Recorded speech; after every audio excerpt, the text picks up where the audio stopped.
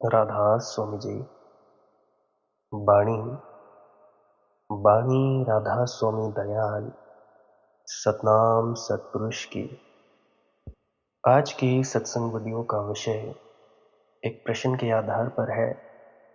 एक मित्र ने प्रश्न पूछा है कि आपने कहा कि थोड़ी सी भी प्यास जगी हो और थोड़ा सा भी साहस हो तो प्रभु को समर्पण कर दो, परंतु मुझे झुक जाने में, समर्पण करने में बहुत ज़्यादा डर लगता है।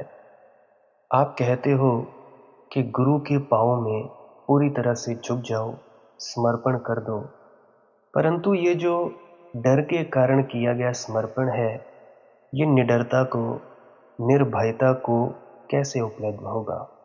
तो चलिए इसी विषय के संदर्भ में आज की सत्संग वीडियो आरंभ करते हैं। गुरु प्यारी सत्कारयोग साथ संगत जी, आप सभी के भीतर बैठे परमात्मा को प्रणाम। मेरी विनती है कि आप जी इस वीडियो को अंत तक सुनने की कृपालता करें जी, और आप जी इस चैनल को सब्सक्राइब भी कर सकते हैं, ऑल बेल नोटिफिकेशन आइकन को भी दबा सकते हैं अगर चाहते हैं कि सबसे पहले जो भी वीडियो अपलोड की जाए वो आप तक पहुंचाई जा सके। तो चलिए अब मैं अपने मूल विषय की ओर बढ़ने जा रहा हूं। जैसा कि मित्र ने पूछा है कि सद्गुरु के प्रति समर्पण करने से ये जो है निडरता कैसे आएगी। हालांकि डर तो बहुत लगता है सद्गुरु से, तो मेरा ये कहना है कि समर्पण ही जब कर दिया, जब गुरु के प्रति झुक ही गए, नामदान ले ही लिया, तो क्या उपलब्ध होगा क्या नहीं होगा ये हिसाब तुम क्यों रखोगे, ये भी उसी पर छोड़ दो। हिसाब तुम रखोगे तो समर्पण हुआ ही नहीं। तुम लोग बार बार सवाल जवाब करते हो, बाबा जी क्या हो जाए क्या हो जाए, तो उन सवालों का ठीक ठीक इतना ही मतलब है कि तुम लोगों का समर्पण हुआ नहीं। जिन व्यक्तियों का समर्पण हो गया होता है वह फिर कोई आगे सवाल नहीं उठाता, वह बस झुक जाता है अपने गुरु के चरणों में। और समर्पण तो तुम जब भी करोगे वह अधूरे आदमी से ही निकलेगा, उसमें कुछ कमी तो रहेगी, क्योंकि अगर तुम पूरे ही आदमी होते तो समर्पण की जरूरत ही क्या थी। वो कहते हैं ना हम, पूर्ण गुरु पूर्ण गुरते मत, तुम अधूरे हो। अगर पूर्ण ही हो गए होते तो तुम गुरु कहलाए जाते।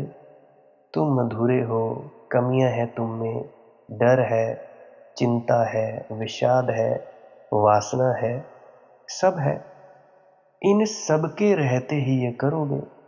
तुम कोई परमात्मा से ये थोड़े कह रहे हो कि मुझे स्वीकार करो, देखो मैं बिल्कुल निर्वासना से भर गया, कि देखो मेरे भीतर अब कोई तृष्णा नहीं है, कि देखो मेरे भीतर कोई डर नहीं रहा, मैं अभय को उपलब्ध हो गया।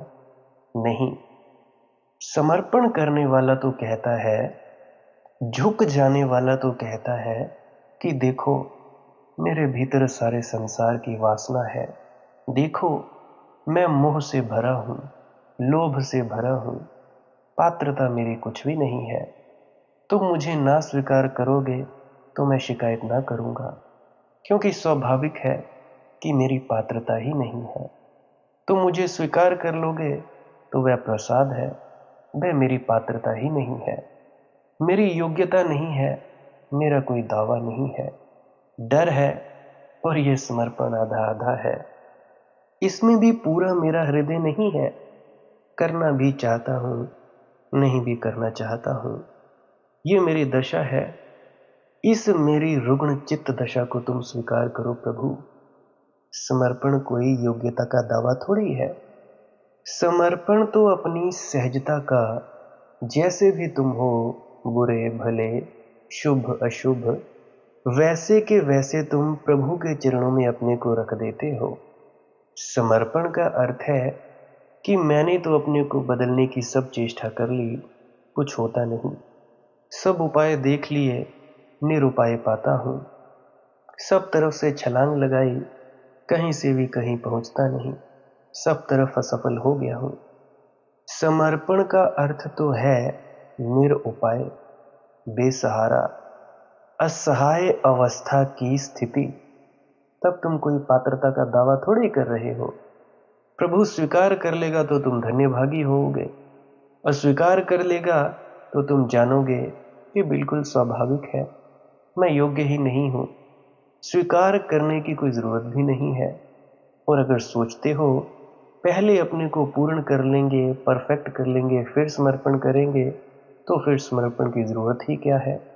फिर तो तुम बिना उसके ही पूर्ण हो गए। समर्पण का अर्थ ही तुम नहीं समझ पा रहे हो। नामदान के बाद कितनी श्रद्धा और विश्वास होना चाहिए, इसका तुम लोग अर्थ नहीं समझ पा रहे हो। समर्पण का अर्थ है कि जैसा मैं हूं वैसा का वैसा तेरे चरणों में रखता हूं, बिना किसी दावे के। और अगर तुम पूरा का पूरा अपने को पूरा उघाड़ कर, नग्न निर्वस्त्र होकर, कुछ भी न छिपाते हुए सारी दशा को उघाड़ कर रख दिए परमात्मा के सामने या अपने सदगुरु के सामने, तो तुम स्वीकृत हो जाते हो।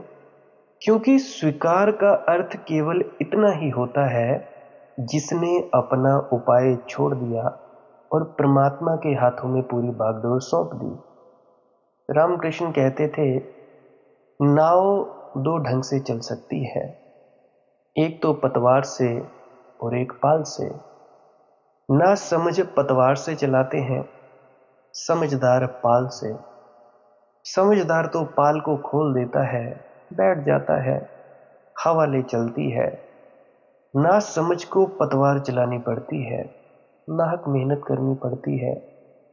परमात्मा भी दो तरह से पाया जाता है, पहला संकल्प से और दूजा समर्पण से। संकल्प से पाना पतवार चलाना है। मैं कहता हूं नदी तो पार भी हो जाए, ये भवसागर का बड़ा विस्तार है। इसमें पतवार चला चलाकर पार होना बड़ी मुश्किल बात है। इसमें डूबने की संभावना ज्यादा है, उबरने की संभावना कम है। इसमें पहुंचने का उपाय कम है, समाप्त हो जाने की संभावना ज्यादा है। पाल से तुम पाल खोल देते हो, हवा का रुख देख लेते हो, पाल खोल देते हो, बस हवा का रुख देखने की कला आनी चाहिए। फिर पाल पाल खोल दिया, नाव चल पड़ती है। पतवार चलाने की जरूरत नहीं पड़ती, पर इसके लिए बड़ी बुद्धिमानी चाहिए, परख चाहिए। हवाएं किस तरफ बह रही हैं उतना ही काफी है। ध्यान तुम्हें इतनी बुद्धिमानी दे देगा कि तुम पहचान लोगे हवा किस तरफ बह रही है, कब किस तरफ वह बह रही है। तब तुम तनकर बैठे रहोगे जब तक हवा विपरीत बह रही है। जब हवा अनुकूल हो जाती है तुम पाल छोड़ देते हो, तुम यात्रा पर निकल जाते हो। तो ये जो तुम्हारी जिंदगी में दुख तकलीफें आती हैं, इसमें भी अगर तुम स्वीकार भाव से डटे रहोगे, तनकर बैठे रहोगे, तो तब जब अनुकूल समय आएगा, सुख का समय आएगा, तुम पाल छोड़ देना, यात्रा पर निकल जाना। तो समर्पण कला है और पूर्ण होने की कोई आकांक्षा समर्पित भाव में है ही नहीं। इसलिए तुम ये तो सोचो ही मत कि अभी मैं निर्बल हूं, निर्बल ना होते तो काहे के लिए समर्पण करते भैया। मत सोचो कि मैं अभी डरा हुआ हूं, भयभीत ना होते तो क्या समर्पण की जरूरत थी। अभय तो तभी उपलब्ध होगा जब परमात्मा उपलब्ध होगा। उसके पहले तो तुम भयभीत रहोगे ही, क्योंकि परमात्मा को बिना पाए कैसे कोई व्यक्ति अभय को उपलब्ध हो सकता है। और सौभाग्य है कि परमात्मा को बिना पाए कोई अभय को उपलब्ध नहीं होता, नहीं तो फिर परमात्मा तक जाने की जरूरत ही समाप्त हो जाती, और जरूरत समाप्त हो ही जाएगी। तुम अधूरे रहोगे ही, ये तुम्हारे हित में है। तुम पूरे तो उससे मिलकर ही होगे। तुम छोटी नदी की धार रहोगे। जब तुम सागर से मिलोगे तभी विराट शुरू होगा, लेकिन वह नदी जा सकती है विराट तक और समर्पित हो सकती है, सागर में गिर सकती है। अगर तुम बहुत ज्यादा समझदारी बरते, नदी भी अगर समझदारी बरते, तो तालाब बन जाएगी, नदी नहीं रहेगी। क्योंकि तालाब में अपना सब अपने पास है, कहीं जा नहीं रहा, कहीं कुछ खो नहीं रहे। लेकिन यही तो दुनिया की बड़ी तकलीफ है कि यहाँ जो खोते हैं वे पा लेते हैं, और यहाँ जो बचाते हैं वे नष्ट हो जाते हैं। याद रखना मेरी एक बात, जहाँ भी तुम लोग तालाब देखो तो एक चीज उसमें जरूर देखना, तालाब सड़ता रहता है, नदी रोज नई होती रहती है। नदी खोकर भी कहाँ समाप्त होती है, जरा सोचो। क्योंकि रोज उसके बादल उसे भरते रहते हैं। तुम जितना समर्पण करोगे उतने ही पाओगे। तुम्हारे पास समर्पण करने को आ गया। तुम जितना उलीचोगे उतना ही अपने को भरा हुआ पाओगे, और जितना अपने को बचाओगे उतना ही तुम पाओगे कि सड़ गए। कृपण की आत्मा सड़ जाती है। ये जो कंजूस होते हैं इनकी आत्माएं सड़ जाती हैं। शक्लें तो देखो इनकी।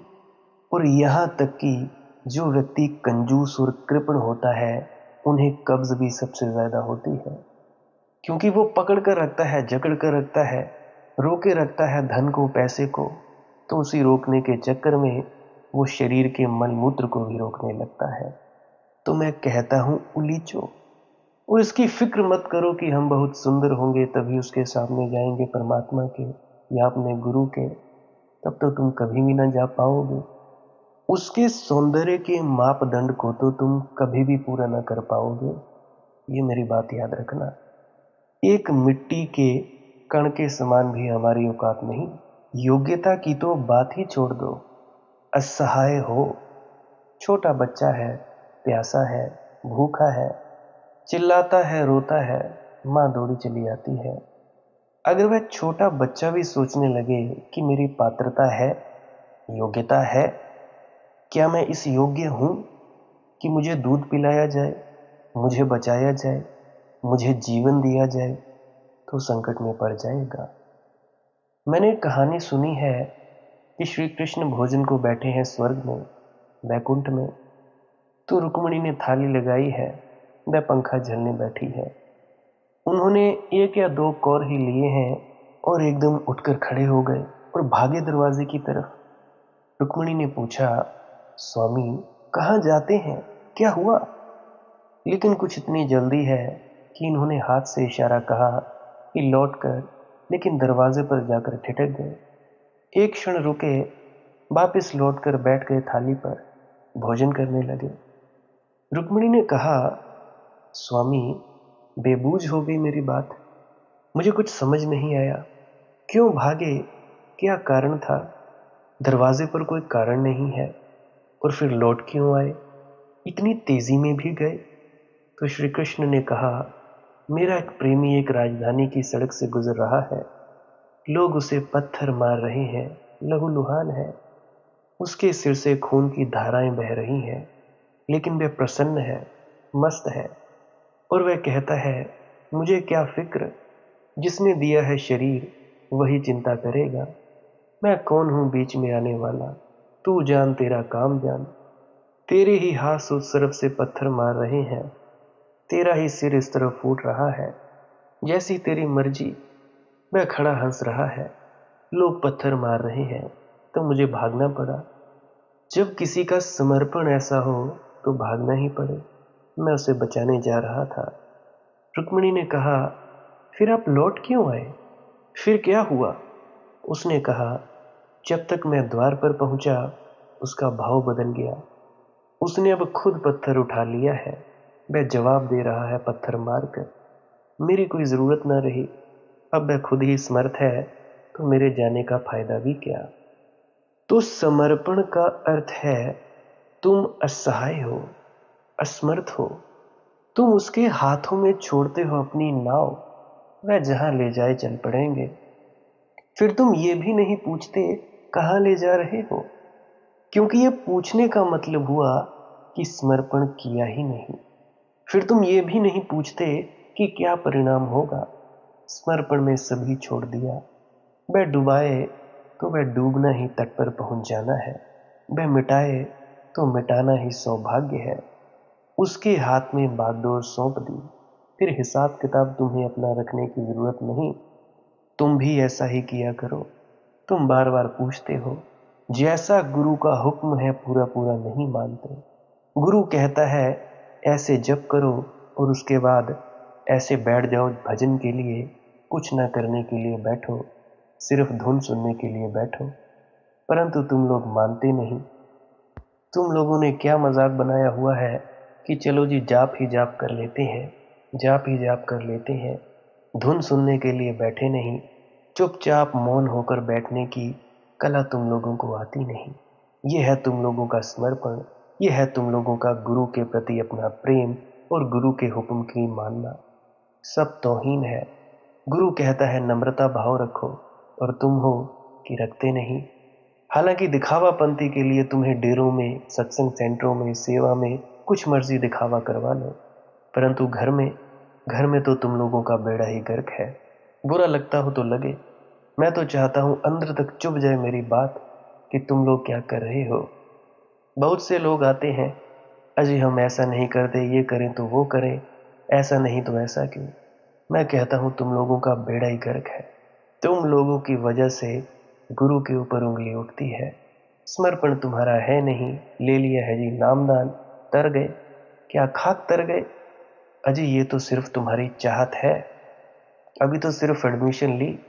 अब जरा सोचो, स्कूल में बच्चा तुम्हारा एडमिशन ले लीजिए, दाखिला ले लिया। अब वो स्कूल ना जाए या स्कूल जाए तो टीचर के पाँव को हाथ लगाए, उसके कपड़ों को हाथ लगाए, उसको Jairam ji, good morning sir, good morning teacher बुलाए, तो क्या वो पढ़ाई में उत्तीर्ण होगा? क्या वो पढ़ लिख कर अपने आगे काम में सक्षम होगा? क्या वो विद्वान बन सकेगा? नहीं बन सकेगा। उसी तरह से तुम लोग करते हो। बाबा जी हमें देख ले, ऐसे ही जैसे विद्यार्थी कहे कि वो हिसाब किताब वाला, मैथमेटिक्स वाला टीचर मुझे देख ले, तो क्या उससे विद्या की पढ़ाई उसमें आ जाएगी? बिल्कुल नहीं आएगी। तुम लोग ठहरे मूर्खों के मूर्ख। टीचर कहीं जा रहा हो, अगर तुम उसके पीछे भागे चले जा रहे हो, भागे चले जाओ, तो क्या उससे तुम्हारे बच्चों को विद्या की पढ़ाई आएगी? क्या विद्या उसमें जगेगी? बिल्कुल नहीं जगेगी। तो तुम लोग जरा अपना दिमाग तो लगाओ। तुम लोग कर क्या रहे हो? क्या करते हो? कहीं भी तुम्हारा अगर शिक्षक चला जाए तो क्या तुम भाग कर जाने लगते हो? तुम्हारा विद्यार्थी, तुम में से जितने भी मुझे सुन रहे हो, कभी ना कभी तो कभी स्कूल में कहीं सीखने के लिए गए ही होगे। क्या पीछे भागते थे कि मैंने अपने टीचर को, अपने अध्यापक को गुड मॉर्निंग बोलना है, शुभ रात्रि या गुड मॉर्निंग या शुभ प्रभात बोलना है, या जयराम जी की बोलना है, या प्रणाम टीचर बोलना है? भागे कभी कपड़ों को हाथ लगाने या पाँव पड़ने या अपने टीचर के दर्शन करने के लिए? सब मूर्खताओं की बातें हैं। लाख चाहे ऐसा कर लो, कुछ नहीं होने वाला। जब तक गुरु के बताए गए, गुरु के द्वारा बताई गई तालीम पर अमल नहीं करोगे, उसके अनुसार अपना होमवर्क नहीं करोगे, तब तक फेल ही फेल है। लाख चाहे कहो कि सदगुरु मरने के वक्त ले जाएगा, सब धोखाधड़ी है, सब पाखंड है। ये जितनों को भी दिखते हैं अंत समय में, सब इनके मन का वहम है, माया है, और सब कुछ मन का खेल है और कुछ नहीं। क्योंकि मैं पूछता हूं कि श्री राम को मानने वाले हैं, उनको श्री राम दिखता है, तो मुसलमान भाइयों को श्री राम क्यों नहीं दिखते भाई? मुसलमानों को मोहम्मद दिखते हैं, यहूदियों को ईसा दिखते हैं। अब हमारे सिख भाई साहब हैं, उनको गुरु नानक देव जी दिख जाते हैं, उनको क्यों नहीं दिखते श्री राम या हजरत मोहम्मद? सब मन के खेल हैं। ये जितनी भी शक्लें पदार्थी हैं, आती जाती हैं, सब माया। क्या फरमाते हैं बाबा जी महाराज? निरंजन माया से रहित परमात्मा। माया क्या है जो आए जाए? शरीर भी माया, ये जो तुम्हारे विचार आते हैं ये भी माया। तो और है क्या माया? सब बकवासबाजी, सब ढोंग पाखंडबाजी, सब पाखंडबाजी है। तुम लोगों का भ्रम है, भ्रम है ये। यहां तक कि राय साहब राय सालिग्राम ने लिख दिया कि भाई कुछ वक्त बाद तुम फिर से आसमान में जाते हो, फिर से वापस आते हो। अगर तुम्हारी भक्ति पूरी नहीं हुई, तुम लोगों का दिल रखने के लिए यह बात कही गई है। कि तुम्हारी भक्ति पूरी नहीं हुई। हालांकि उनको सीधा कहना चाहिए कि तुम लोग निकम्मे हो, निपट हो, मूढ़ हो और ज्ञानी हो। गुरु की बात मानी नहीं, अमल किया नहीं। अमल किया नहीं तो होए क्या? क्या खाक हो जाए?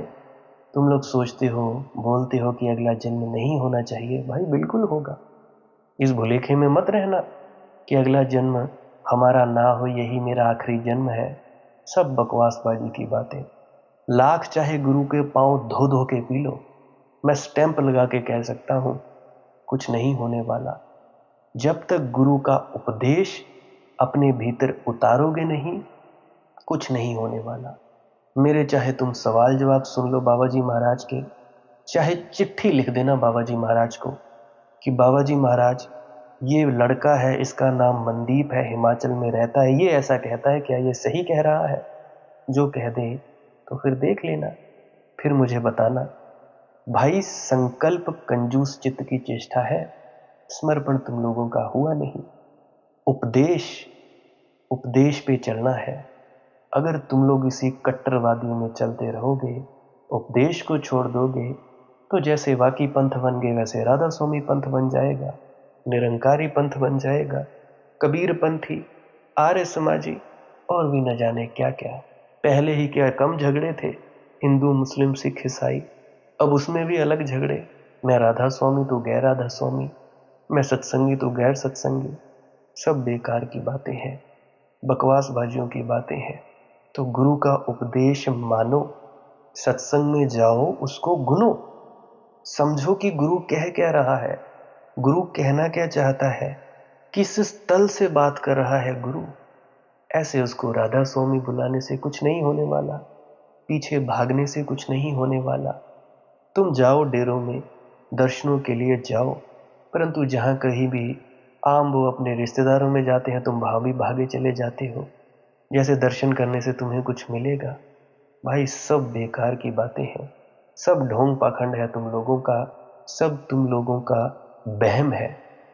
मुझे तो सख्त आदेश है कि भाई जैसा भी कटु वचन आए, जैसा भी कड़क शब्द आए, बोल दो, कोई मतलब नहीं। मीठा होने की बात ही कोई नहीं। जब कोई बात माने नहीं तो भाई ऐसे ही है, सदगुरु का डंडा ऐसे ही चलता है। तो समर्पण में मतलब गुरु का पूरा पूरा उपदेश। सिमरन के लिए बोला, 5 मिनट करो, 10 मिनट करो, 20 मिनट, उसके बाद धुन सुनने के लिए जरूर बैठो, नहीं तो खाली जाप कर करके पागल हो जाओगे। ये भी मैं लिख के दे सकता हूँ। बहुत से हैं जो पागल हुए पड़े हैं, ना उनका संसार में व्यवहार अच्छा, ना परमार्थ में व्यवहार अच्छा, ना खुदा ही मिला, ना वसाले सनम, ना इधर के रहे ना उधर के रहे हम, धोबी का कुत्ता ना घर का ना घाट का। किसी ढंग से बैलेंस बनाना सीखो, पागल मत हो जाओ। जप सिमरन का इतना सा ही अर्थ है कि तुम्हें बैठाया जाए, तुम्हारा आसन सिद्ध किया जाए। चौकड़ी मारकर बिना हिले डुले अगर तुम 2-2.5 घंटे तक बैठ सकते हो, बिना हिले डुले, बिना किसी तकलीफ के, तो उसको बोलते हैं आसन सिद्धि। इसलिए तुम लोगों को 2 घंटे ये जाप करने के लिए कहा गया है। जाप तो एक बहाना है, असली मकसद तो तुम लोगों को बैठाना है कि तुम लोग बैठ जाओ। उसके बाद थोड़ा सा तुम्हारे घुटने टेढ़े हो गए होते हैं, जुड़ गए होते हैं, तो तुम्हारे टांगे सीधी करने के लिए दूसरा आसन बताया जाता है, मलासन। मलासन भी कहते हैं इसको इंडियंस में, हिंदुस्तान में। तो उस आसन में बैठा जाता है, तो उसमें करना कुछ नहीं होता है, सख्त उपदेश, सख्त आदेश। जप कोई नहीं, ना किसी शक्ल का ध्यान, कुछ नहीं। अंधेरे में देखते रहो और धुन आती है तो सुनो, नहीं तो कोई बात नहीं, बस उसी में टिके रहो। ये है पूरा पूरा उपदेश। और तुम क्या करते हो? ठीक है जी, हमने जाप कर लिया, सो जाते हैं। नींद आने लगी, कोई बात नहीं, नींद आ गई, सो जाओ, फिर उठ के कर लो। 5 मिनट भी अगर क्वालिटी वाइज तुम बैठ जाओ ना, तो बात बन जाए। तुम लोग जागृत अवस्था में आ जाओ। देखो, 100 कच्ची पेंसिलें हैं और एक तरफ एक पक्की पेंसिल है, तो वो एक पक्की पेंसिल 100 कच्ची पेंसिलों का मुकाबला कर सकती है, क्योंकि 100 पेंसिलें जो है वो आ जाएंगी, बार बार टूटे जाएंगी, पक्की पेंसिल टूटेगी नहीं। तो भाई गुरु के उपदेश पर जरा गौर किया करो। बार बार मेरे जैसे कई मूर्ख आए और कई चले जाएंगे, बोलते बोलते चले जाएंगे, पर तुम लोगों के कानों पर जू नहीं रेंगेगी कि चुपचाप बैठाओ अपने आप को विश्राम में। करना धरना कुछ नहीं, कुछ नहीं करना, बस बैठो तो बैठो, और क्या ही करना है भाई। तो मैं दूसरे मार्ग के बारे में बता रहा था कि संकल्प जो है ये कंजूस चित्त की चेष्टा है। समर्पण बड़ी भिन्न बात है। संकल्प तो अहंकार के आसपास खड़ा होता है। अब तुम लोग बैठते हो, कई मूढ़मती देखे, हम 5 घंटे बैठते हैं जी, हमारे अंदर तो प्रकाश ही प्रकाश हो गया जी। क्या हुआ? अहंकार आ गया। और संकल्प से कभी कभी एक आध व्यक्ति पहुंच गया है, पहुंच जाता है संकल्प से भी, लेकिन आखिरी क्षण में उसको अपने विराट अहंकार को गिराना पड़ता है। वह बहुत कठिन मामला है। कोई महावीर कभी सफल हो जाता है, इसलिए मैं कहता हूं महावीर को महावीर नाम देना ठीक है। महावीर, क्योंकि मुश्किल से कभी उस यात्रा में कोई सफल होता है। बड़ी कठिन है। कठिन इस लिहाज से है कि पहले तुम अहंकार को निर्मित करते हो, शुद्ध करते हो, सब अपने हाथ में ले लेते हो, और आखिर घड़ी में जबकि सब परिपक्व हो जाता है, अहंकार सूक्ष्मतम रूप से निर्मित हो जाता है, हीरे की तरह कठोर हो जाता है कि सारी दुनिया की चीजें काट दो और कोई चीज उसको ना काट सके। उस क्षण फिर तुम्हें समर्पण करना पड़ता है। उस क्षण फिर तुम छोड़ देते हो अस्तित्व में। कोई बहुत प्रज्ञावान पुरुष ऐसा कर पाएगा। अधिक तो मध्य में ही खो जाएंगे। बहुत से हैं मूढ़मती जो तुम लोगों को यूट्यूब पर मिल जाएंगे, हम ऐसे हैं जी, हम वैसे हैं, पांव पुजवाएंगे, आरतियां करवाएंगे, अपने अपने अहंकार का डेरा जमा लेंगे, परमात्मा तक नहीं पहुंच पाएंगे। समर्पण से बहुत लोग पहुंचे हैं। सरल उपाय है, सहज भाव है। मीरा नाचते हुए पहुंच जाती है, चैतन्य गीत गाते हुए पहुंच जाते हैं। और जिनको भी चलना हो उस यात्रा पर, यही उचित है कि पहले ही अहंकार छोड़ दो।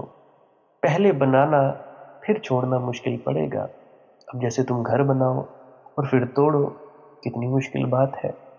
छोड़ना तो पड़ता ही है, क्योंकि बिना अहंकार को छोड़े कोई भी परमात्मा को उपलब्ध नहीं होता। संकल्प वाला व्यक्ति अंत में छोड़ता है, समर्पण वाला पहले से छोड़ देता है। तुम्हारे हाथ में है, लेकिन जो भी करो मैं कहता हूं कि भाई पूरा पूरा करो। अगर संकल्प ही करना है तो फिर फिक्र ही छोड़ दो परमात्मा की। इसीलिए महावीर ने तो कहा परमात्मा है ही नहीं। वह संकल्प का ठीक वक्तव्य है, क्योंकि अगर है तो फिर संकल्प नहीं चल सकेगा, फिर वह बीच से बाधा डालेगा और वह खड़ा रहेगा सामने, फिर शक्ति उसके हाथ में है। इसलिए महावीर ने कहा कोई परमात्मा नहीं है, बस तुम्हारा संकल्प ही परमात्मा है। तो भक्त कहते हैं दूसरी तरफ, तू ही है, हम नहीं है। साधक कहते हैं मैं ही हूं, तू नहीं है। साफ कर लो अपने मन में। अगर संकल्प से जाना हो तो परमात्मा की बात ही छोड़ दो। फिर ना कोई भक्ति है, ना कोई भगवान है, फिर तुम हो अकेले, और तुम्हारी ही बुद्धि है। जो तुम्हें करना हो करो। लंबी यात्रा है, कभी कभी कोई पहुंच भी गया है, नहीं पहुंचा ऐसा मैं नहीं कहता, लेकिन 100 चलते हैं, एक पहुंच जाता है, 99 भटक जाते हैं। रास्ता उपद्रव का है, लेकिन जिनको शौक हो उपद्रव के रास्ते पर चलने का, उनका स्वागत है। स्मरण के मार्ग में 100 चलते हैं तो बड़ी मुश्किल से एक आध भटक पाता है, 99 पहुंच जाते हैं, क्योंकि वह सरल भाव की बात है, प्रेम की बात है। उसमें बहुत आयोजन नहीं है, बहुत साधना नहीं है। इतना ही है कि तुम पूरा का पूरा परमात्मा के चरणों में रख दो खुद को। सोच लो, अगर रखना है तो पूरा रख दो, फिर कुछ बचाओ मत।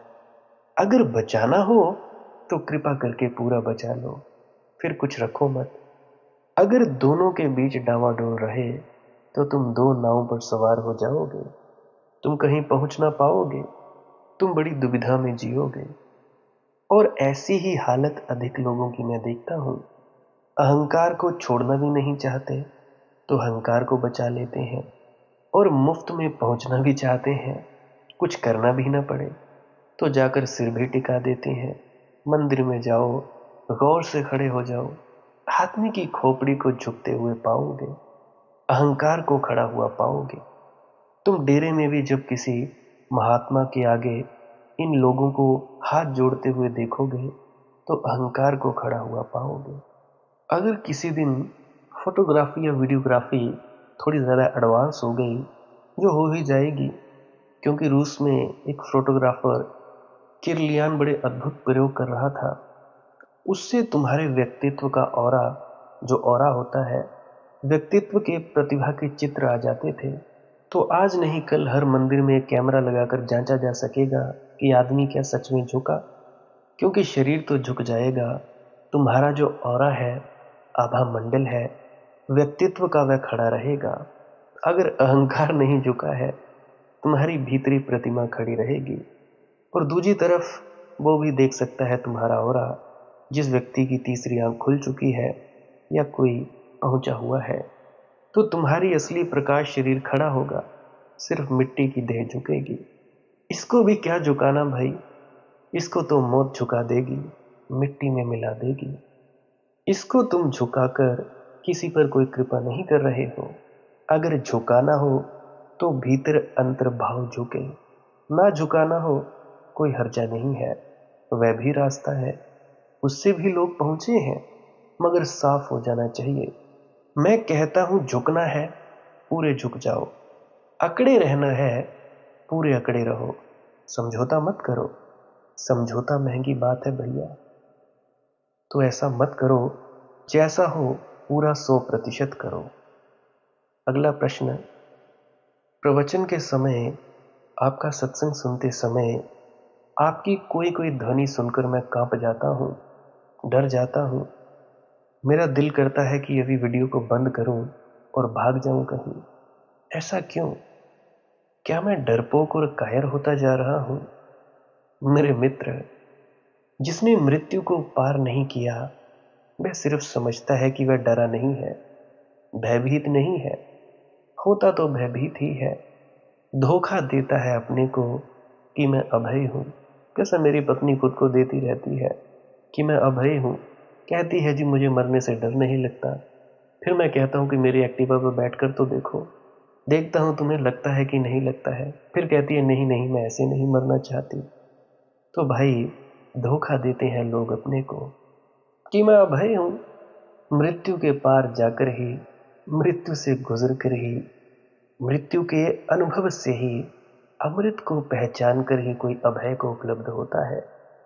लेकिन हर आदमी, मैं डरता नहीं हूं, मैं डरती नहीं हूं मौत से, इस तरह की आत्मवंचना करता है, इस तरह की खोल खड़ी कर लेता है कि मैं डरती नहीं हूं, डरता नहीं हूं।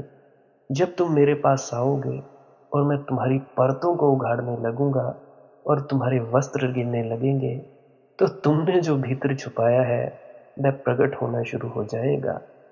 नहीं, मेरी बात सुनकर तुम्हें भय पैदा नहीं होता। मेरी बात से तुम्हारे भीतर जो भय सदा से था वह तुम्हें दिखाई पड़ता है, और भाग खड़े होने का भी जी चाहता है, क्योंकि भाग खड़े होकर फिर तुम अपने कपड़े वगैरह पहनकर सज संवर कर खड़े हो जाओगे, फिर तुम्हारी असलियत तुम्हें भूल जाएगी। मैं कहता हूं सत्य को जानना पीड़ादायी है, क्योंकि तुमने बहुत से असत्य अपने चारों तरफ बांध रखे हैं। सत्य को जानना पीड़ादायी है, क्योंकि तुमने अपनी प्रतिमा बिल्कुल ही असत्य कर रखी है, झूठी कर रखी है। तुम्हारी हालत वैसी है जैसे कि चेहरे को पाउडर इत्यादि से पोती हुई स्त्री वर्षा में बाहर जाने से डरती है। वैसे तो आजकल आ गए हैं वाटरप्रूफ मेकअप्स, परंतु सभी के पास इतना धन नहीं होता, तो ऐसे डरती है मेकअप किए हुए।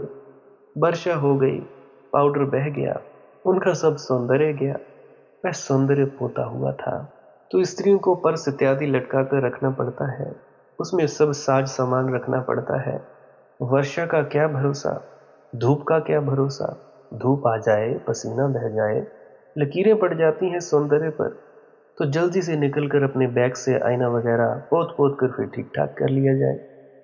लेकिन जिसके पास अपना सौंदर्य हो, वह क्या वर्षा से डरेगा? वर्षा उसके सौंदर्य को और निखार जाएगी। धूल वगैरह जम गई होगी तो वर्षा से बह जाएगी और निर्मल सौंदर्य प्रकट हो जाएगा। वासा है, उधार है तुम्हारा सौंदर्य, तो मेरी चर्चा से टूटेगा। टूटने से तुम्हें लगेगा कि मैं कितना कुरूप हूं। कुरूप होने से भय होगा, लगेगा कि अभी वीडियो बंद करके भाग खड़े हो जाएं। यहां कहां आ गए भाई यूट्यूब पे? हम तो और सुंदर होने की तलाश में आए थे और यहाँ हम इस वीडियो को सुन सुनकर कुरूप हुए जा रहे हैं। परंतु मैं दाद देता हूँ तुम्हारी, फिर भी तुम मेरी पूरी वीडियो सुनते हो। क्या बात है? मैं कहता हूँ भय तुम्हारे भीतर छुपा है। तुमने अपने को किसी तरह संभाल कर रखा हुआ है। तुम भूल ही गए हो कि तुम्हारी असलियत क्या है। तुम वस्त्रों में खो गए हो और धीरे धीरे तुमने मान लिया है कि तुम्हारे वस्त्र ही तुम हो। और जब मैं तुम्हारे वस्त्रों को उतार डालूंगा, जो कि उतारना ही पड़ेगा, क्योंकि जब तक तुम अपने निज सत्य को ना जान लो, तब तक जीवन से परिचित होने की कोई संभावना नहीं है। घबराओ मत, जो भी है उसे जानो। रोज ऐसा होता है, लोग मेरे पास आते हैं कॉल के माध्यम से। वे कहते हैं ये बड़ी अजीब बात है, हम तो शांति की तलाश में आए और ध्यान करने से और शांति बढ़ती है।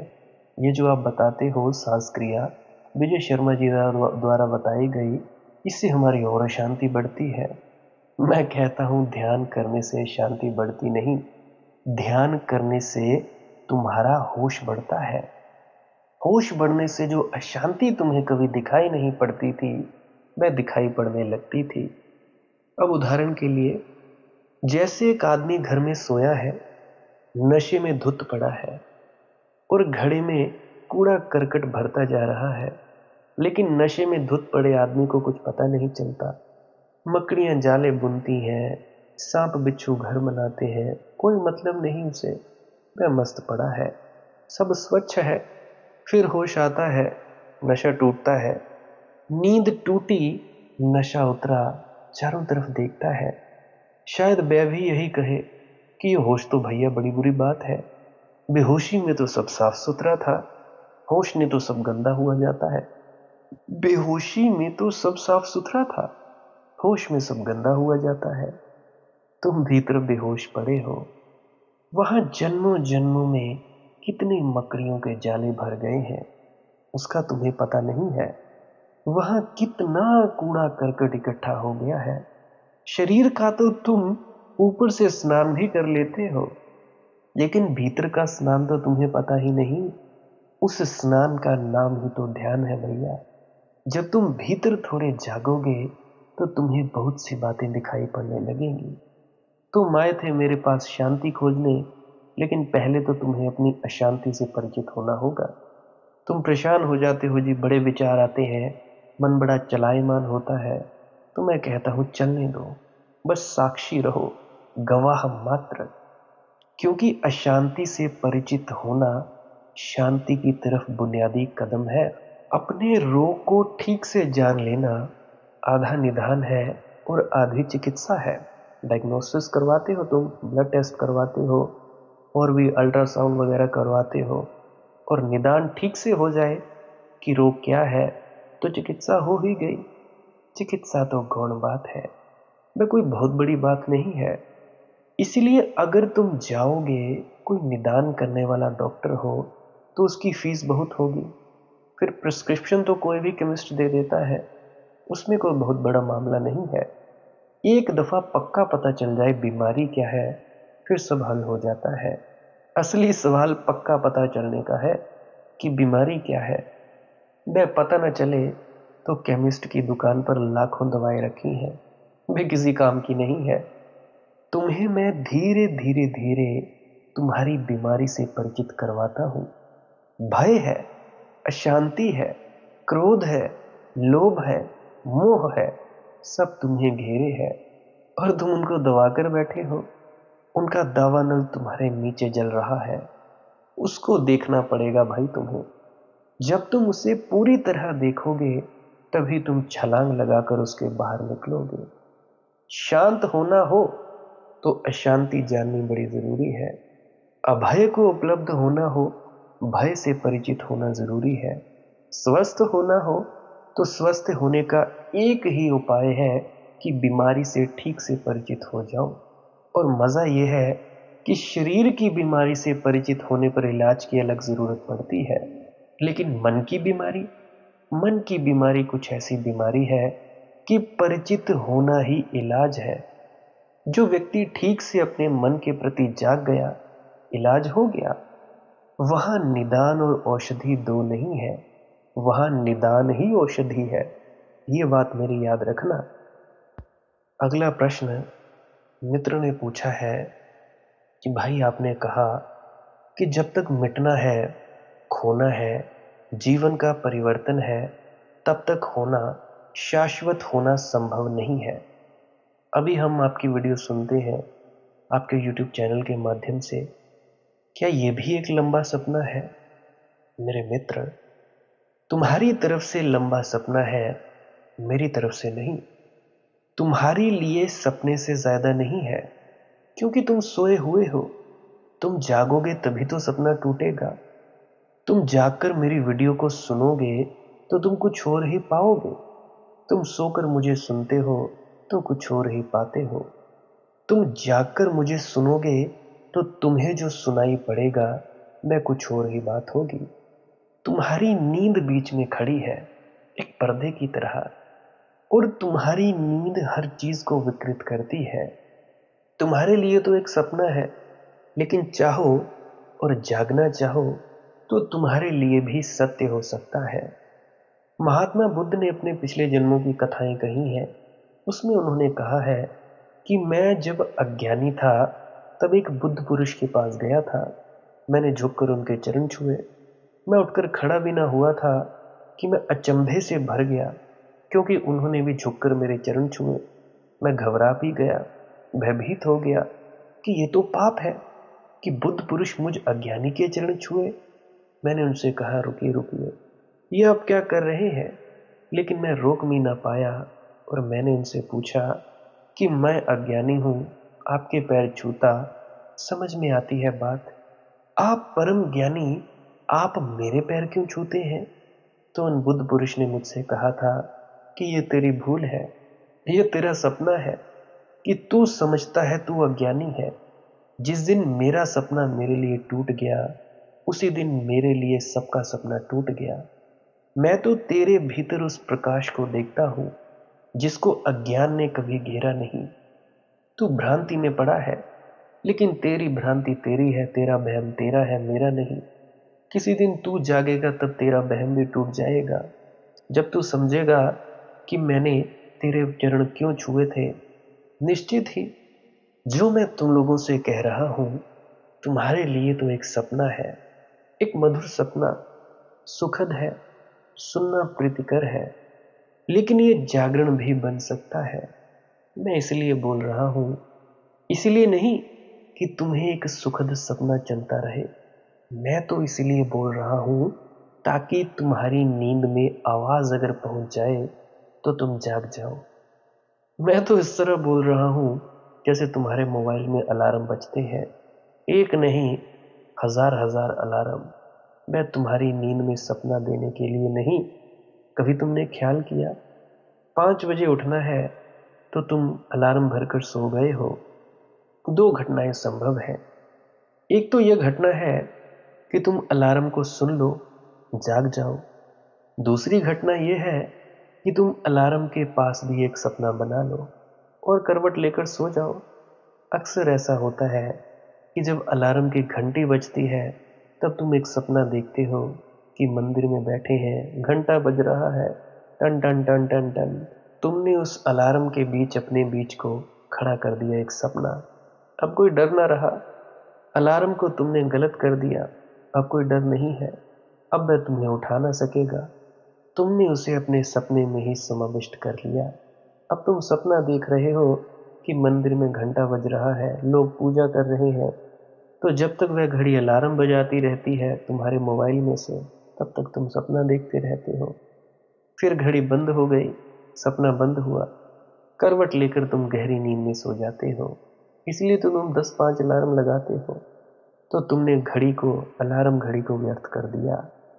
मैं तो ऐसे ही बोल रहा हूं जैसे अलार्म घड़ी। मेरी तरफ से तो कोशिश यही है कि तुम जागो। तुम्हारी तरफ से बहुत संभावना यह है कि तुम एक सपना देखोगे, तुम मुझे भी अपने सपने में सम्मिलित कर लोगे, तुम मेरे शब्दों को भी अपने सपने में समाविष्ट कर लोगे, तुम करवट लेकर फिर सो जाओगे।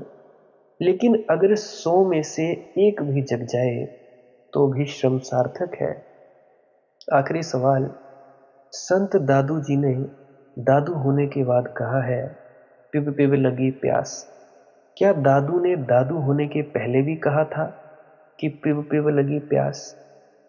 दादू दादू ही ना होते अगर पहले ना कहा होता। यही रटन तो दादू को दादू बना दी। इसी रटन ने, इसी प्यास ने तो, इसी पुकार ने तो परमात्मा तक पहुंचाया उन्हें। दादू तो पहले ही कहे हैं, तभी दादू बने हैं। अगर पहले ना कहा होता तो दादू का जन्म ही ना होता। वह तो हमने पीछे सुना है जब दादू दादू हो गए। इसे थोड़ा समझ लेना।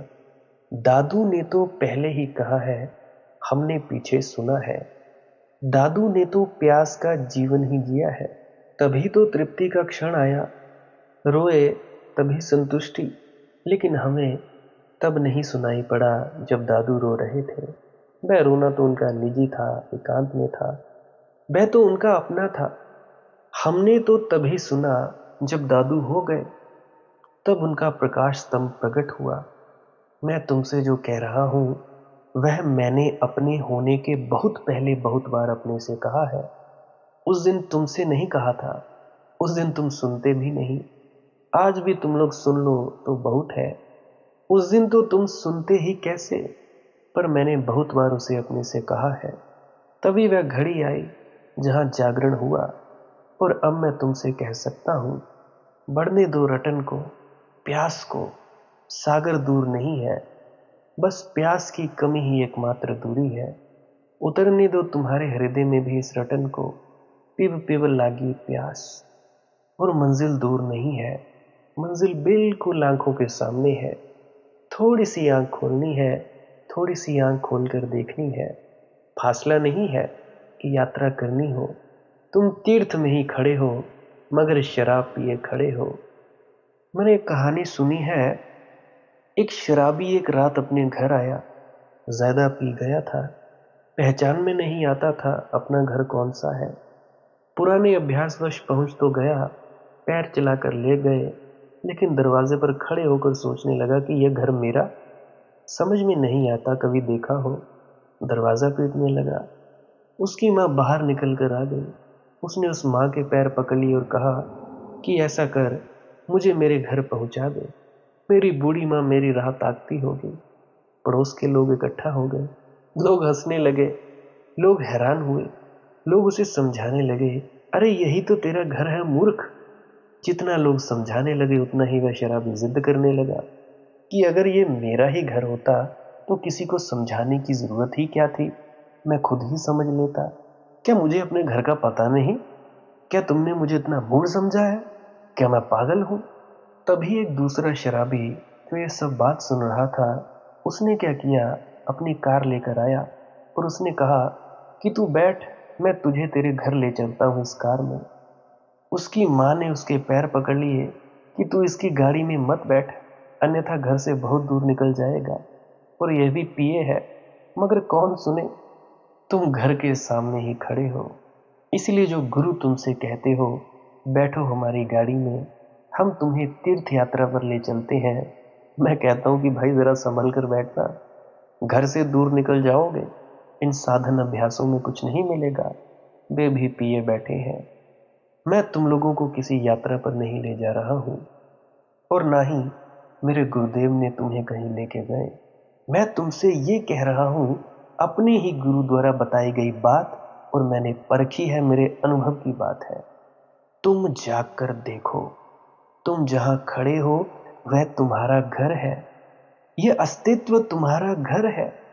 चारों तरफ परमात्मा ने तुम्हें घेरा है, उसके अतिरिक्त और तुम्हें कोई भी घेरे हुए नहीं है। उसी की हवाएं, उसी का आकाश है, उसी की पृथ्वी है, उसी के तुम हो, सब उसी का खेल है। लेकिन प्यास जगे तो उसी प्यास में से दर्द पीड़ा उठेगी, उसी पीड़ा में से होश आएगा, उसी होश में से सुरती जागेगी। गूंजने दो तुम्हारे हृदय में ये धुन, पिब पिब लागी प्यास। शिव कैलाशों के वासी, धौली धारों के राजा, शंकर संकट हरणा, शंकर संकट हरणा। तेरे कैलाशों का अंत न पाया, तेरे कैलाशों का अंत न पाया, अंत बेअंत तेरी माया। ओ बोले बाबा, अंत बेअंत तेरी माया। शिव कैलाशों के वासी, धौली धारों के राजा, शंकर संकट हरणा। आज के लिए बस इतना ही। अगर किसी का कोई प्रश्न हो तो कमेंट सेक्शन में पूछ सकता है। इंस्टाग्राम, टेलीग्राम, फेसबुक, वहाँ पे सर्च करें मालिक की मौत सत्संग। वहाँ पे आप पर्सनली भी प्रश्न पूछ सकते हैं। और भी अगर ज़्यादा जल्दी है, मैं अगर प्रश्न का जवाब नहीं देता तो विनती है पुरानी वीडियोस को अवश्य सुना जाए। पुरानी वीडियोस को अगर आप जी सुन लोगे, क्या पता आपके प्रश्नों के जवाब मिल जाए। और इस वीडियो को भी आप बार बार सुन सकते हो, कोई टैक्स नहीं है। जितनी बार सुनना चाहो सुन सकते हो, अनंत बार सुनना चाहो अनंत बार सुन सकते हो। ध्यान के लिए भी प्रयोग ले सकते हो, शेयर करना चाहो तो वो भी कर सकते हो। अन्यथा आपकी मौज है। भजन सिमरन करते रहिए, ध्यान में डूबते रहिए, श्वास क्रिया करते रहिए, ध्यान में डूबते रहिए। भजन सिमरन क्या है? भजन और सिमरन दो अंग हैं। सिमरन है कुछ शब्दों का जाप करना जो आपको आपके सद्गुरु द्वारा बताए जाते हैं। कोई भी जाप हो सकता है, कोई भी शब्द हो सकते हैं। करना क्या है? किसी कमरे में बैठ जाइए, या रात को बैठ सकते हैं, सुबह बैठ सकते हैं, या जब भी आपको फुर्सत के लम्हे मिले बैठ सकते हैं। तो जब बैठें तो शरीर को बिना हिलाए डुलाए बैठना है। जो बैठ नहीं सकता तो वो लेट जाए, जो चौकड़ी नहीं मार सकता वो टांगे सीधी कर ले। कोशिश ये रहनी चाहिए कि ज़्यादा से ज़्यादा वक्त शरीर को बिना हिलाए डुलाए बैठा जाए। उसके बाद अपने शब्दों का जाप शुरू कर दें। आंख बंद रखें, आंखों पर ज़्यादा जोर नहीं लगाना है, कोई कष्ट नहीं देना है, नहीं तो सर में दर्द होगा और फिर आप लोगों को परेशानी हो सकती है। तो आपने क्या करना है? चुपचाप शांत होकर बैठे रहना है, शब्दों का जाप शुरू कर देना है। जितनी देर भी आप करना चाहो, आधा घंटा, पौना घंटा, 10 मिनट, 15 मिनट, या जितने भी आपको आपके सद्गुरु द्वारा दिया गया निर्देश है, जितना निर्देश है उसका पालन कीजिए। और उसके बाद दूसरा स्टेप करना बड़ा ही ज़्यादा ज़रूरी है। वो क्या है? वो उसी अवस्था में बैठे रहें या आसन भी बदल सकते हैं। ये जो शब्दों का जाप होता है ये एकाग्रता के लिए होता है, ताकि मन की एकाग्रता आ जाए। और जब मन की एकाग्रता आ जाए फिर दूसरा कदम क्या है? धुन सुनने के लिए बैठना। चुपचाप बैठे रहें, आंख बंद है, शब्दों का जाप बंद कर देना है। और अगर कोई भी आपके गुरु महाराज है, उनको आप स्मरण कर रहे थे, याद कर रहे थे, आंखों के सामने शक्ल ला रहे थे, तो उसको लाना बंद कर दीजिए। शब्द धुन सुन रही है तो सुनते रहिए, आंख बंद करके अंधेरे में ही टिके रहें। टिके रहना है और ये इच्छा नहीं करनी है कि कुछ दिखे, कहीं पहुंचा जाए, परमात्मा को पाना है, ये करना है, वो करना है। याद रखें, ना कुछ समझना है, ना कुछ देखना है। ऐसे ही अज्ञानी होकर इसी अंधेरे में पड़े रहें। इसी अंधेरे में पड़े रहना है बस। उसके बाद जो होगा सो होगा। और अगर कोई अनुभव हो भी गया तो इससे ये नहीं कि अगली बार फिर से कामना करनी है कि ये वैसे ही हो।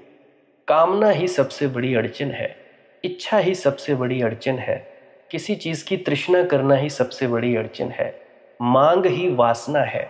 अगर परमात्मा चाहिए तो कुछ नहीं मांगना है, चुपचाप बस बैठो, अपने आराम में बैठो, अपने विश्राम में बैठो।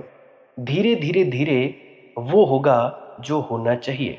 अगर मैं ज़्यादा बोलूँगा तो आप लोग फिर से उसकी कल्पना कर लोगे कि जी ऐसा होता है, खंड ब्रह्मांड ऐसे होते हैं, चांद तारे दिखेंगे, फलाना ढिकाना। तो मैं ऐसा नहीं कहूँगा। मैं बस इतना कहूँगा, जो कुछ दिखता है, कुछ भी दिख जाए, वो मन है, वो माया है। जो नहीं दिखता वही आत्मा है, वही आत्मा में होना है। अब जैसा कि तुम लोग इसी अंधेरे में टिके रहोगे, टिके रहोगे, टिके रहोगे, तो कुछ दिनों के बाद या महीनों के बाद एक प्रकाश आएगा। वो प्रकाश पूरे शरीर में फैलता जाएगा और धीरे धीरे तुम इस प्रकाश के सहारे अपने आप में स्थित होगे। अब देखो, इस प्रकाश को देखने वाले भी तुम हो और इस शब्द धुन को सुनने वाले भी तुम हो। अब जो ये शब्द धुन को सुनता है और प्रकाश को देखता है, ये तुम हो। तो अपने आप में स्थित होना है, अपने आप को जानना ही सच्चा आत्मज्ञान है। खुद को जानना, खुद को जान लिया, मालिक को फिर जान जाओगे। तो इतनी सी प्रक्रिया है। और आगे आप श्वास क्रिया भी कर सकते हो। ये मुझे बताई गई थी विजय शर्मा जी द्वारा। वो एक उच्च कोटि के संत हैं, तो उन्होंने मुझे बताई और मेरा फ़र्ज़ बनता है कि आप सभी को बताऊं। वैसे तो मैं रोज़ रोज़ बताता हूँ, फिर भी आज फिर से बता रहा हूँ। श्वास क्रिया क्या है? नाक से सांस लेना है, मुंह से छोड़ना है। लंबा सांस लेना है नाक से और मुंह से छोड़ देना है। 15 मिनट करें, 20 मिनट करें, आधा पौना घंटा, जितनी देर भी आप कर सकते हो करें। करने के बाद करना कुछ नहीं है, चुपचाप आंख बंद करके बैठ जाना है। लेट सकते हो तो लेट सकते हैं, वो आपकी अपनी इच्छा है। नींद आ जाए तो सो जाना है, तो शरीर को कष्ट नहीं देना है। अगर सर घूमे घूमने देना है, अगर आपका शरीर कांपे तो कांपने देना है। उसकी आपने दिक्कत, परेशानी और चिंता नहीं लेनी है, ये सब होता ही है। और मरने से डर लगे तब भी नहीं डरना है, ये होता ही है। क्या कहा मैंने? 15 से 20 मिनट कर सकते हैं, उसके बाद चुपचाप बैठें और अपने भीतर अपने आप उतर जाओगे। ठीक है जी। प्रेग्नेंट लेडीज़ बिल्कुल ना करें, जिनको दिल की बीमारी है या गोलियां वगैरह खाते हैं वो भी बिल्कुल ना करें, और बाकी सब कर सकते हैं। जिनको नींद नहीं आती वो अवश्य करें, और जिनको थोड़ा डिप्रेशन रहता है वो भी अवश्य करें, और जिनके बच्चे थोड़े पढ़ाई में कमज़ोर हैं वो भी ज़रूर करें। बाकी आपकी मौज है, करना हो करिए, नहीं तो आपकी अपनी अपनी इच्छा है। और ध्यान दें, जब सिमरन करें तो उसके बाद सीधा भजन पे बैठें, और जब ये श्वास क्रिया करें तो इसके बाद सीधा भजन के लिए बैठें। अलग अलग प्रक्रियाएं हैं। एकाग्रता के लिए है श्वास क्रिया और एकाग्रता के लिए ही है भजन सिमरन। सिमरन भी एकाग्रता के लिए और श्वास क्रिया भी एकाग्रता के लिए। ठीक है, मिक्स नहीं करना है, अलग अलग करिए। अगर श्वास क्रिया करी तो उसके बाद सीधा धुन सुनने पर बैठें। अगर सिमरन के शब्दों का जाप किया उसके बाद फिर से धुन सुनने पर बैठें। बाकी आपकी अपनी मौज है, जो आपको रुचे वो कर सकते हो। अगर धुन सुनने लगे तो धुन सुनने पर ही डायरेक्ट बैठा जाए, परंतु श्वास क्रिया मत छोड़ना, क्योंकि श्वास क्रिया करने से शारीरिक, मानसिक और आध्यात्मिक लाभ मिलता है। तो बाकी आप कीजिए, आपकी मौज है। और कोई प्रश्न है तो कमेंट सेक्शन में पूछ सकते हैं, या इंस्टाग्राम, टेलीग्राम, फेसबुक पे सर्च करें मालिक की मौज सत्संग, तो वहाँ पे पूछ सकते हैं। प्रश्न पूछने से पहले एक विनती, आप लोग पुरानी सत्संग वीडियोस को अवश्य सुनिए। क्या पता आपके प्रश्नों के जवाब मिल जाएं और आप अपने भीतर ध्यान में उतर जाएं। बाकी आपकी अपनी मौज है। लाइक कर सकते हैं इस वीडियो को अगर आपको कुछ सीखने को मिला है, और कमेंट सेक्शन में राधा स्वामी ज़रूर लिखें। सब्सक्राइब कर सकते हैं इस चैनल को अगर रोज़ रोज़ नए नए सत्संग सुनना चाहते हैं। और बाकी आप सत्संग लगा के छोड़ दीजिए, और बस छोड़ दीजिए। सुनते सुनते आप ध्यान में प्रवेश करेंगे या तो आप जी सो जाएंगे, तो आपकी मौज है। बाकी आप लोग अगर शेयर करना चाहो अपने मित्रों तक तो कर सकते हैं, नहीं तो मालिक की मौज है, कोई चक्कर नहीं है। आप मुझे इतने अंत तक सुनते हो, इतने अंत तक सुनने के लिए आपका बहुत बहुत शुक्रिया, बहुत बहुत धन्यवाद। और मुबारक हो आप लोगों ने जो आनंद प्राप्त किया। अब मैं अपने गुरु महाराज को प्रणाम करता हूँ। आप सभी के भीतर बैठे परमात्मा को भी प्रणाम करता हूँ। मेरा प्रणाम स्वीकार करें। राधा स्वामी जी।